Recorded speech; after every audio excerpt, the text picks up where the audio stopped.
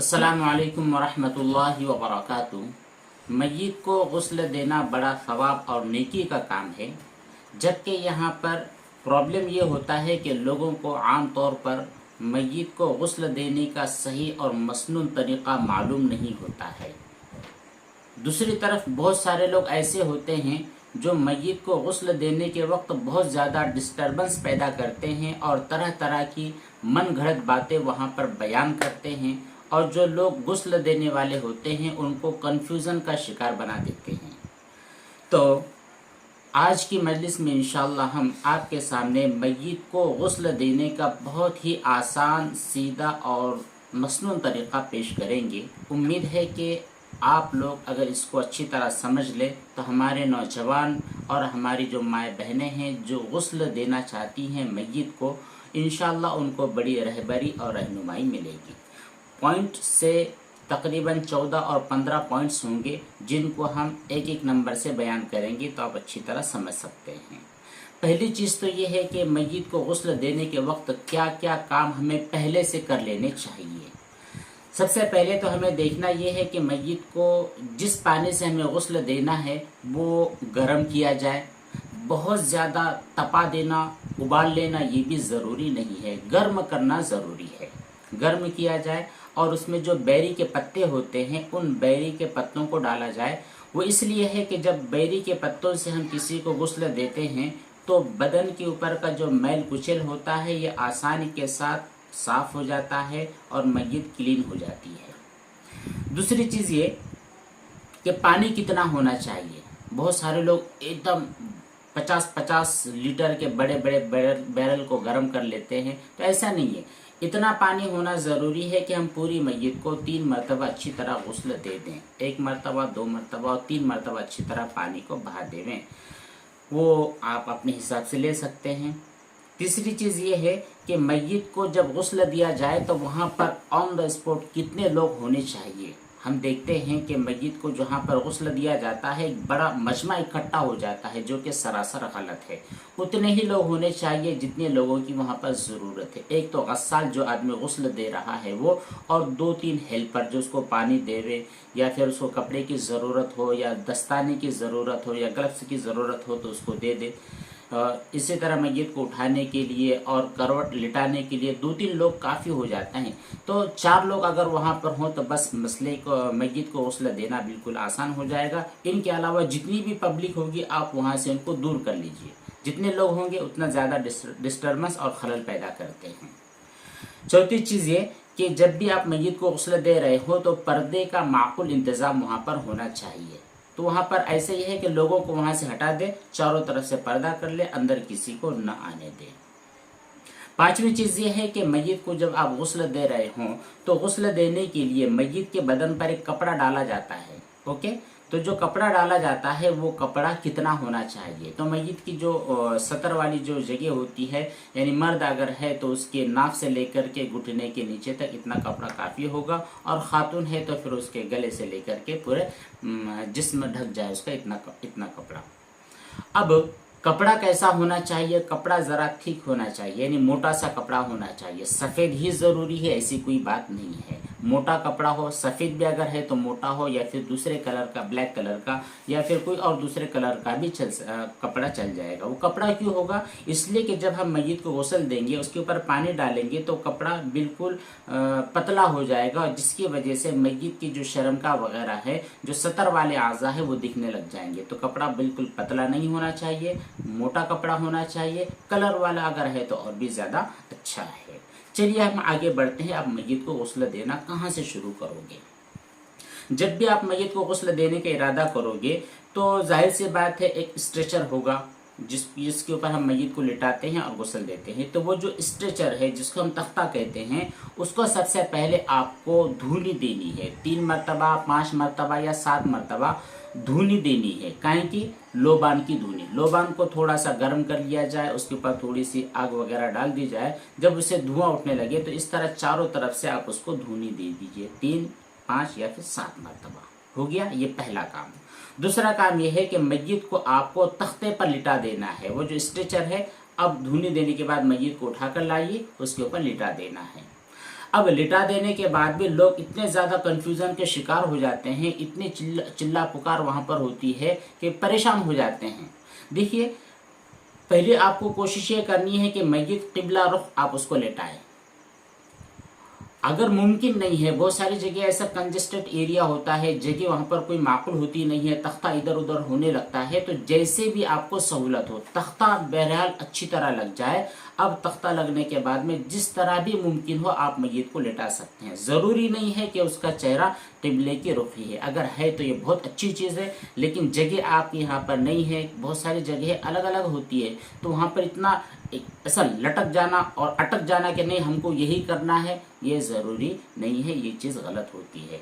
मुमकिन अगर है तो किबला रुख लेटाइए, और अगर मुमकिन नहीं है तो जैसे भी आपको सहूलत और आसानी मैसर हो उस तरह आप मस्जिद को लेटा दें। ये हो गए 2 काम।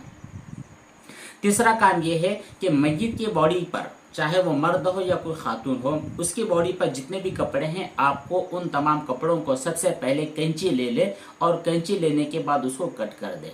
नहीं तो क्या करते हैं लोग, इस तरह खींचातानी करते हैं, बस खींच रहे, हाथ को टेढ़ा कर रहे, पैर को टेढ़ा कर रहे। ऐसा नहीं है, कपड़े तो वो ख़त्म होने ही हैं, तो उसको पूरे कपड़ों को, ये जो कपड़ा है यहाँ से लेकर ये आस्तीन काट लिए, दूसरी आस्तीन काट दे, ये जो आपका सीना बंद होता है यहाँ पर काट लीजिए, और जो इनर वेयर होते हैं, शलवार वगैरह होती है, उनको नीचे से आप कट कर दीजिए, यानी ऊपर से लेकर नीचे से पूरे कपड़ों को कट कर देना है। अब यहाँ पर बारी आती है ऊपर का जो कपड़ा होता है, यानी जिसके ऊपर आप मस्जिद को गुस्ल देना चाहते हैं, वो कपड़ा उसके ऊपर डाल दे। फिर जो कपड़े हैं ये हल्के से हाथ को उठाकर, पैरों को उठाकर और पूरी बॉडी को थोड़ा सा हिलाकर पूरे जो कटे हुए कपड़े हैं आप उनको साइड में कर लीजिए। ये हो गए आपके 3 काम, 4 काम हो गए बल्कि। चौथा काम ये था कि उसके बॉडी के ऊपर जो कपड़ा जिसके ऊपर आप गुस्ल देना चाहते हैं वो डाल दीजिए। उसके बाद 5वां काम ये है कि जो आदमी गुस्ल देने वाला है, एक ही आदमी, जाहिर सी बात है गुस्ल देने वाला, वो गुस्ल देने वाला आदमी अपना जो उल्टा वाला हाथ है जिसको हम कहते हैं बायां हाथ, उस बाएं हाथ के अंदर अपने ग्लव्स पहन लीजिए। अगर ग्लव्स वहाँ पर मौजूद नहीं है तो फिर कोई भी कपड़ा होता है जो मस्जिद को कफन का कपड़ा होता है, तो उसी में से लोग दस्ताने काट लेते हैं, तो दस्ताने को अपने बाएं वाले हाथ पर, उल्टे वाले हाथ पर लपेट देना है। उसके बाद में मस्जिद को इस्तिंजा करवाना है। इस्तिंजा करवाना है तो इस्तिंजा करवाने के बाद जो भी नजासत वगैरह खारिज हुई है, वो अगर दरमियान में नजासत निकल जाती है तो उसके ऊपर पानी डाल करके निकाल देना है। मतलब ये कि जो शर्मगाह की जगह है वहाँ पर अच्छी तरह साबुन वगैरह से आप साफ कर लीजिए, उस जगह को धो लीजिए, अगली शर्मगाह भी और पिछली शर्मगाह भी। हो गया। इसके बाद में आपको मस्जिद को उजू करवाना है। जैसे आप नमाज के लिए उजू करते हैं उस तरह उजू करवाना है। तो उजू करवाने के लिए यह है कि पूरा फेस 3 मरतबा धुलवा देना है। दूसरा, दोनों जो हाथ है दोनों हाथों को धुलवाना है, और जो पैर होते हैं मस्जिद के इन पैरों को धुलवा लेना है, और सर के ऊपर मसह के जैसे एक अमल करवा लेना है। लेकिन यहाँ पर जब आप चेहरा धुलवाओगे तो चेहरा धोने के लिए मुंह में पानी नहीं डालना है। जैसे आप जिंदा हैं, हम जिंदा हैं, तो जिंदा होने के वक्त हम कुल्ली करते हैं ना, तो इस तरह मस्जिद के मुंह में पानी डायरेक्ट डालना नहीं है। इसी तरह नाक में भी पानी डालना नहीं है, कानों में भी पानी डालना नहीं है, बल्कि जो रुई का टुकड़ा होता है उस रुई के टुकड़े को अच्छी तरह भिगा लीजिए। भिगाने के बाद जो होंठ है, इन होठों को अच्छी तरह मल लीजिए। अंदर जो थोड़ा सा मसोड़ों में डालकर मसोड़ों को मल लीजिए। दांत है, दांतों को मल लीजिए। इसी तरह जो नाक के सुराख है वहां पर सुराखों के अंदर वो जो आपके पास तीली है, जो रुई है, उस रुई को नाक के सुराखों में डाल लीजिए, कानों के सुराखों में डालकर, यानी जो सुराख वाली जगह है वहां पर पानी नहीं डालना है, बल्कि रुई को गीला करके उन तमाम जगहों को अच्छी तरह पोंछ लेना है, साफ कर लेना है। हो गए इतने काम। इतने काम होने के बाद जो 8वें नंबर का काम है वो ये है कि मस्जिद की जो नाक के जो दोनों बांसे हैं, इसी तरह दोनों कान है, वहां पर आप रुई को इस तरह बारीक बनाकर अंदर डाल दीजिए, ताकि जब आप पानी डालोगे तो पानी डालने के बाद वो पानी मुंह के अंदर और कान वगैरह के अंदर न जाए, नाक के अंदर न जाए। इसलिए क्या करना है, आपको छोटे छोटे इस तरह के बना लेने हैं बारीक। तो उसका दोनों नाक के सुराखों में डाल लीजिए, कान के सुराख में डाल लीजिए। वो कमल बंद हो गया है, फिर कोई मसला नहीं। अब आप पूरा पानी डालने के लिए तैयार और रेडी हो चुके हों। 9वां अमल ये है कि जब आप वुजू करवाने से फारिग हो गए, नाक के अंदर और कान के जो सुराख है वहाँ पर आपने रुई के टुकड़े डाल दिए हैं और वुजू भी आपने करवा लिया है, तो अब अगली बारी आती है जो मस्जिद के बाल होते हैं और मस्जिद की जो दाढ़ी होती है उनको साफ करना है। अच्छी तरह उसको धुल लेना है कि ऐसे इस तरह नीचे हाथ डालकर ऊपर से आप पानी डाल रहे हैं और आपके पास जो साबुन है उस साबुन से अच्छी तरह मल मल कर धो रहे हैं, ये काम आपको करना है। तो दाढ़ी भी धुलवानी है और जो उस मय्यत का सर है उस सर को भी धुलना है। खातून अगर है तो उसके जो बाल होते हैं, जो बाल है उसके, उन बालों को वो खवातीन धो लेंगी अच्छी तरह रगड़ के, और बहुत भी ज्यादा रगड़ना नहीं है ना, तो एकदम नॉर्मल अंदाज के अंदर जैसे रगड़ा जाता है उस तरह रगड़ कर साबुन के जरिए उनको धो लेना है, साफ कर लेना है। अच्छी तरह पानी वगैरह डाल दिया, मसला यहाँ तक क्लियर हो गया। अब आती है जिस्म के धोने की बारी। जब आप जिस्म को धोने का इरादा करो, ये 10वें नंबर का अमल है। तो सबसे पहले जो मय्यत की बॉडी है उसको आप दाएं करवट लिटा दीजिए। ये जो बायां वाला हिस्सा है, बायां वाला हिस्सा नीचे होगा और दायां वाला यानी राइट वाला हिस्सा ऊपर आ जाएगा और लेफ्ट वाला हिस्सा नीचे आ जाएगा। इस तरह मय्यत जो ऐसा होता है तो उसकी इस तरह करवट लिटा देंगे। और करवट लिटाने के बाद जाहिर सी बात है आपके पास 2-3 हेल्पर है, कुछ लोग उसका कंधा पकड़ेंगे, कुछ उसके पैर पकड़ेंगे, तो इस तरह वो लेटा रहेगा। तो सर से लेकर के पैर तक, सर से लेकर पैर तक पूरा जो पानी है आपके पास, पहले से आपने पानी की तैयारी कर रखी थी, 1-2-3 बाल्टियां भर कर रख ले ताकि दरमियान में परेशानी ना हो। उस पानी के अंदर बहुत ज्यादा गर्म नहीं होना चाहिए, बहुत ज्यादा ठंडा नहीं होना चाहिए, मीडियम, जैसे हम लोग जिंदगी में गुस्ल के लिए पानी का इस्तेमाल करते हैं, बस उस तरह का नॉर्मल सा पानी हमारे पास होना चाहिए। तो जो पानी होगा आप सर से लेकर पैर तक अच्छी तरह डाल लीजिए। डालने के लिए आपके पास जाहिर से बात एक मग्गा होगा, मग्गे में पानी लीजिए, सर से लेकर के पैर तक डाल लेना है। आपके पास साबुन है तो उस साबुन को अच्छी तरह ये ऊपर वाला जो हिस्सा है वहां पर लगा लेना है और हल्के हाथों से, बहुत ज्यादा मसल के नहीं, बहुत सारे लोग वो लाएंगे मलने के लिए जो होती है ब्रश वगैरह होता है, इस तरह का नहीं, अपने हाथों से अच्छी तरह रगड़ कर मल करके साफ कर लेना है। तो साफ करने के बाद में ये 3 मरतबा आप पानी डाल दोगे, दाएं तरफ वाला सर से लेकर पैर तक, इस तरह आपने अच्छी तरह ऊपर से नीचे तक पानी बहा दिया। इतना पानी बहा दिया कि ऊपर वाला जो पानी था नीचे आ गया, नीचे वाली जो बाईं करवट है वहां तक आ गया, पानी बहने लग गया। ठीक है, ये एक तरफ की फुल बॉडी का गुस्ल हो गया। अब 11वें नंबर पर आता है जो मय्यत का बायां वाला हिस्सा है वो धोना है। दायां वाला तो हो गया, बाईं तरफ यानी दाएं करवट पर लिटा दे और बायां वाला जो हिस्सा है वो ऊपर आ जाएगा। फिर वहां पर यही अमल करना है, सर से लेकर पैर तक 3 मरतबा अच्छी तरह पानी डालना है, साबुन से धोना है, बदन को अच्छी तरह रगड़ लेना है। बहुत ही आसान तरीका है, बहुत ज्यादा कॉम्प्लिकेटेड मामला नहीं होता है, बहुत आसान होता है, लेकिन लोग कॉम्प्लिकेटेड इसलिए बनाते हैं कि बहुत सारे दिमाग वाले लोग वहां पर हाजिर हो जाते हैं। तो पहले आपको उन तमाम लोगों को वहां से रफू चक्कर करवा देना है जो आपको डिस्टर्ब करें। तो दूसरा ये है कि जो बाईं तरफ है, बाईं तरफ आपने फुल बॉडी को अच्छी तरह धो लिया, 3 मरतबा हो गया, सर से लेकर पैर तक धो लिया, आपने अमल कर लिया। दाईं तरफ भी हो गया, बाईं तरफ का करवट भी हो गई। फिर जो फ्रंट वाला हिस्सा है वहां पर भी आप अच्छी तरह सर से लेकर पैर तक, अब जो मुंह वाला हिस्सा है यहाँ पर थोड़ा सा इस तरह आपको हाथ रख लेना है ताकि मुंह के अंदर पानी न जाए। ये भी अमल कर लिया आपने, अच्छी तरह बॉडी को आपने साबुन वगैरह से धो लिया, क्लीन कर लिया। अब 12वें नंबर पर आपको अमल ये करना है कि मय्यत को थोड़ा सा उठा लेना है। जिस तरह लेटी हुई जो मय्यत है उसको थोड़ा सा पीठ के ऊपर थोड़ा सा टेक लगाकर ऐसे बैठने के करीब कर लेना है ताकि जो पेट है पेट के ऊपर थोड़ा सा बोझ आए। फिर जो गुस्ल देने वाला बंदा है वो पेट के ऊपर इस तरह हल्के हल्के 2-3 मरतबा मलेगा। ओके, मलने के बाद होगा ये कि पेट में अगर नजासत अगर कुछ है तो वो नजासत अगर निकलने वाली है तो निकल जाएगा, अगर कुछ नहीं है तो कुछ मसला नहीं। अगर कोई नजासत वगैरह निकल जाती है तो आप पानी बहाकर वहां से निकाल देना है। इसके पहले जितना भी आपने जो अमल किया था, चाहे गुस्ल देने का हो, नाक में पानी डालने का हो, वुजू कराने का अमल हो, उस पूरे अमल को दोहराने और लौटाने की कतई जरूरत नहीं है। पिछला जो काम आपने किया वो मुकम्मल हो गया, अब यहाँ पर आपको ये काम करना है। दरमियान में अगर कोई चीज खारिज होती है तो उसको पानी डालकर बहा देने। हो गए इतने काम।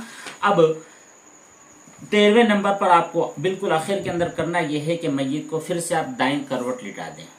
जो बायां हिस्सा है नीचे रहेगा और दायां वाला हिस्सा ऊपर रहेगा। वहां पर 3 मरतबा आपके पास काफूर होगा, वो काफूर मिला हुआ थोड़ा सा पानी सर से लेकर पैर तक आप 3 मरतबा डाल दे, बहा दे। ये हो गया मय्यत का मुकम्मल गुस्ल। मुकम्मल गुस्ल हो गया है। इससे ज़्यादा आगे बढ़ने की और बहुत ज़्यादा कॉम्प्लिकेटेड मसला बनाने की ज़रूरत नहीं है, क्योंकि आपने सर भी अच्छी तरह रगड़ लिया है, हाथों को भी धो लिया है, और ये बगल वाला ज़ेर बगल वाला जो हिस्सा है उसको भी अच्छी तरह रगड़ लिया है, और इस्तिंजा करवाने के वक्त शर्मगाह की जगह को भी अच्छी तरह साफ कर लिया है, और पैरों को भी और घुटनों को भी, तमाम चीज़ों को आपने अच्छी तरह रगड़ रगड़ कर साबुन वगैरह से धो लिया है। मैयत क्लीन हो चुकी है, गुस्ल मुकम्मल हो चुका है। अब उसके बाद में उसकी बॉडी के ऊपर जो कपड़ा था उस कपड़े को निकालना नहीं है अभी तक। उसके ऊपर जो एक सूखा हुआ जो कपड़ा है, जिसको आप टॉवेल कहेंगे या फिर बदन पोंछने के लिए कपड़ा कहोगे, वो कपड़ा डाल लीजिए और नीचे से जो कपड़ा था उसको हल्के से खींच लीजिए। इसके बाद वो जो सूखा कपड़ा था उसके ज़रिए मैयत को थोड़ा सा इस तरह दबाइए, यानी वो जो गीला हिस्सा है वो तमाम गीले हिस्से को पोंछ लीजिए, उठाकर इत्मीनान से लाइए, और जो कफन पहनाना है, कफन पहनाने का अमल करना है। तो उम्मीद है कि ये जो गुस्ल देने का जो तरीक़ा था ये आपको अच्छी तरह समझ में आ गया होगा। हमारे भाइयों को भी, नौजवानों को भी इसमें आगे आना चाहिए, वरना बाज़ मरतबा ये देखने में आता है कि एक अच्छा खासा गांव है, इलाके वाला गांव है, लेकिन किसी दूर से ताल्लुक़े से बड़े शहर से लोगों को गुस्ल देने के लिए बुलाना पड़ता है। ख़वातीन होती हैं, उनको गुस्ल देने के लिए बाहर से दूर दराज इलाकों से 20 और 25 किलोमीटर का सफ़र करके जाना होता है, और वहाँ से हमारी माँ बहनों को लाना पड़ता है कि आएँ और हमारी माँ बहनों को गुस्ल दे। तो ऐसा नहीं है, हर घर के अंदर हमारी जो ख़वातीन है, सूझबूझ वाली ख़वातीन है, ये जो छोटे छोटे मसाइल हैं इनको आप अच्छी तरह समझ लीजिए।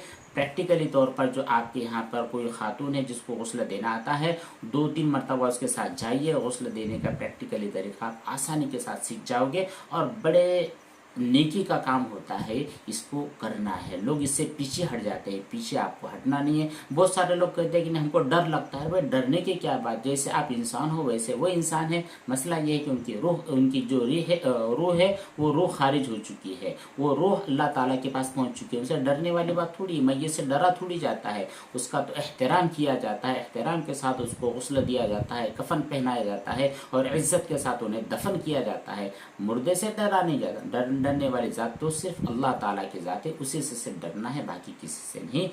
दुआओं की दरख्वास्त। वस्सलामु अलैकुम व रहमतुल्लाह।